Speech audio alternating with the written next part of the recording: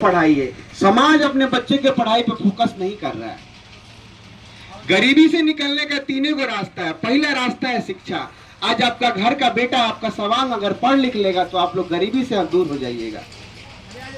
पिछले 15 साल से किसी भी स्कूल में बच्चा पढ़ के तालीम अच्छा हासिल नहीं कर रहा है। स्कूल में पिलो वाला खिचड़िए खा रहा है। जरा सोचिए, अगर अभी ऑर्केस्ट्रा आ जाए तो गांव पलट जाएगा। लेकिन आज अच्छा बात हम लोग करने आए तो लोग को घर से बुलाना पड़े, चाची आइए, काका आइए, भैया आइए। तो समाज आप लोगों को ये चीज हम लोग समझ ही नहीं पा रहे। काहे नहीं समझ पा रहे? तो शिक्षित नहीं है। 400 रुपया पेंशन मिलता था पहले, वो 100 रुपया कट के 300 मिलता था। हमको अपना अधिकार क्यों नहीं पता चल पाता है? क्योंकि हम लोग शिक्षित नहीं है। नेता जो कहता है, लोग जो कहता है, प्रतिनिधि जो कहता है, हम लोग वैसा ही बन जाते हैं। तो शिक्षा का रास्ता बंद कर दिया गया है। दूसरा रास्ता है खेती का।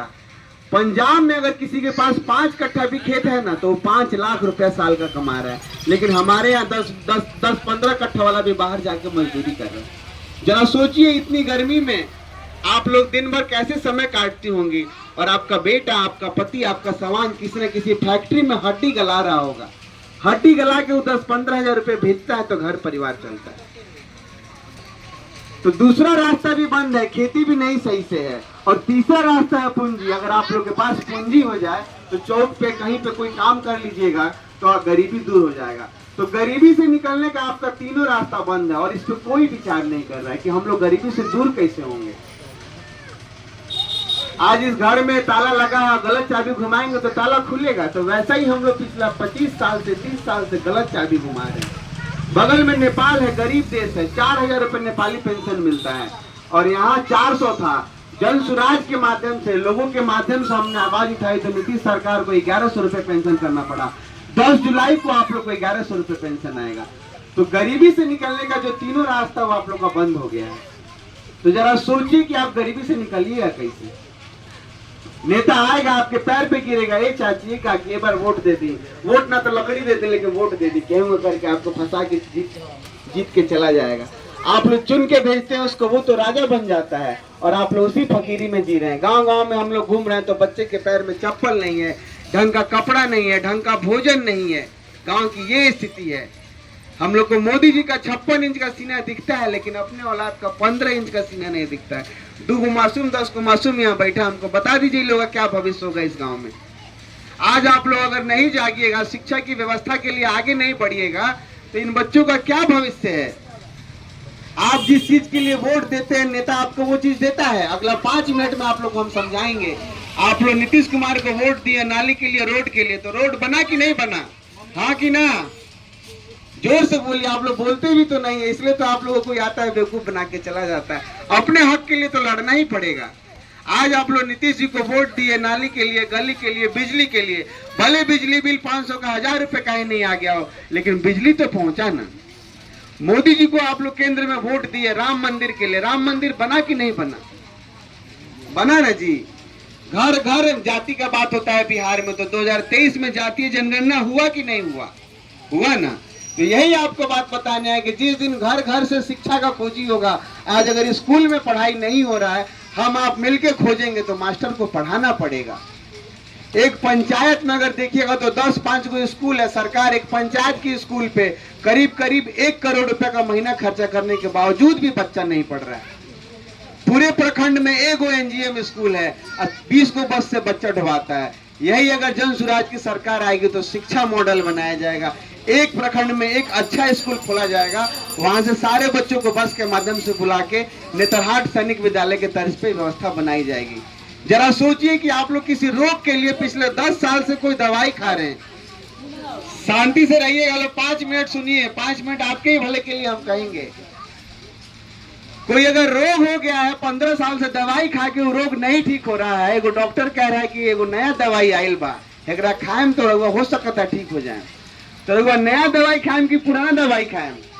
जोर से बोले के बाद, नया दवाई खाएम कि पुराना दवाई खाएम? नया दवाई खाइएगा ना। तो वही नया दवाई है जन सुराज। पिछला 15 साल से जिन नेताओं ने आपके बच्चे का निवाला छीना है, जिन नेताओं ने आपके बच्चे के पीठ से बस्ता हटा दिया, बोरा पकड़ा दिया, उनको कौन जवाब देगा? आप लोग जवाब देंगे। आप लोग के वोट की ताकत इतनी है कि एगो वैद्य का बेटा नीतीश कुमार पिछले 15 साल से इस देश का, इस राज्य का राजा बना हुआ है। तो जिस दिन आपके वोट की ताकत इन बच्चों के भविष्य के लिए होगी तो सोचिए ये राजा बनेंगे कि नहीं बनेंगे? ये लोग राजा बनेंगे कि नहीं बनेंगे? बनेंगे कि नहीं बनेंगे? जोर से बोल के हमको बताइए। आप लोग तो बोलिए ही नहीं रहे, मतलब हमारा बात समझिए नहीं रहे। आप जिस दिन इन बच्चे के लिए वोट दीजिएगा तो ये बच्चे राजा बनेंगे कि नहीं बनेंगे? बनेंगे ना भाई। आज आप सोचिए अगर इसी पंचायत में अगर एगो चॉकलेटों का फैक्ट्री होता तो हमारा कोई भाई कोई बेटा आपका बाहर कमाने नहीं जाता। वो किस हाल में जी रहा होगा? जिंदा जाता है, किसी का हाथ कट जा रहा है, किसी का उंगली कट जा रहा है और किसी का लाश आता है। गांव देहात में हमारे किसी परिवार में कोई बुजुर्ग मर जाए तो इंतजार में लाश सड़ जाएगा। तो 3 गो बेटा है, 3 गो अलग अलग राज्य में काम कर रहा है, कोनो तमिलनाडु में, कोनो हरियाणा में। इन सब के बावजूद भी हमारी अंतरात्मा नहीं जाग रही है। हम नहीं जागेंगे तो फैक्ट्री में जितना आदमी बैठे हुए हाथ उठा के बता दो कि हम लोग एक बार फैक्ट्री के लिए वोट दिए हैं।